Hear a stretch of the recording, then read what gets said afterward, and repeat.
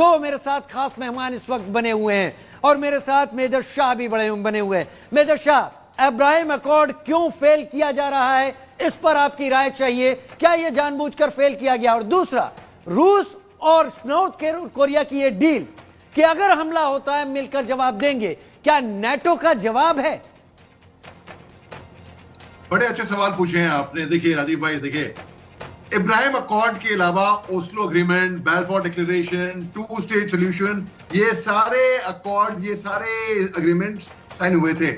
अब 1917 में भूषण युद्ध हुआ, 1947, 1949 में भी जंग हुआ, 1967 में 6 दिन का भीषण युद्ध चला और जितनी भी यूएन की जो पॉलिसीज थी वो सारी, मोस्ट ऑफ देम तो फेल हो गई, वो एग्जीक्यूट ही नहीं हुई।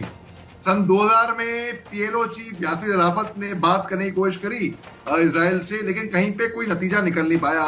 100 साल से ऊपर ये जंग हो रही है।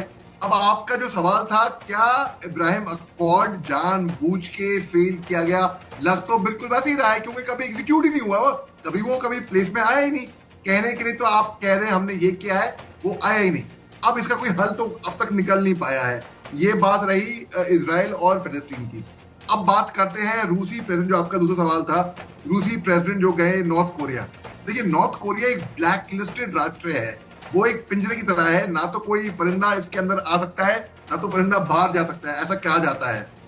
अब नॉर्थ कोरिया में 24 साल के बाद आपने बताया कि रूसी राष्ट्रपति व्लादिमीर पुतिन वहां पर गए, इससे एक मैसेज भी कन्वे हुआ वेस्टर्न पावर्स को कि प्रेसिडेंट पुतिन केवल आइसोलेटेड ही नहीं है, वो सेलिब्रेटेड भी हैं, वो पेट्रोनाइज भी कर रहे हैं एक दुनिया के किसी एक ग्लोबल हिस्से में, ऐसा एक मैसेज दिया।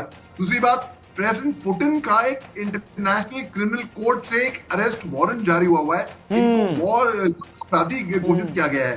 तो वो कहीं पे ग्लोबल मीटिंग में जाते नहीं है कि भाई उनको वो भी खतरा भी है, अगर वो चले गए कहीं पे जैसे कि G7 हुआ तो वहां पर उनको कहीं अरेस्ट ना कर दिया जाए। अच्छा, वो वैसे भी उसके हिस्सा नहीं है, मगर आपको एग्जाम्पल तौर पे कह रहा हूं मैं। तो उसके अलावा जैसे कि एक नेटो का आर्टिकल 5 के सिमिलर जैसे कि अग्रीमेंट है कि अगर किसी भी, जैसे कि 30-32 जो राष्ट्र हैं नेटो में, उसमें फिनलैंड, स्वीडन भी अभी हाल ही में जुड़ गए हैं इनके साथ।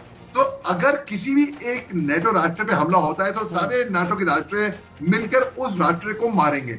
उस तरीके से मिलता जुलता एग्रीमेंट यहाँ पे हुआ, जहां पे प्रेसिडेंट पुतिन और नॉर्थ कोरिया की तरफ से ये बात गया कि ठीक है, हम एक और पोल यहां पर बनाया गया है, एक और ध्रुव बनाने की कोशिश की गई है।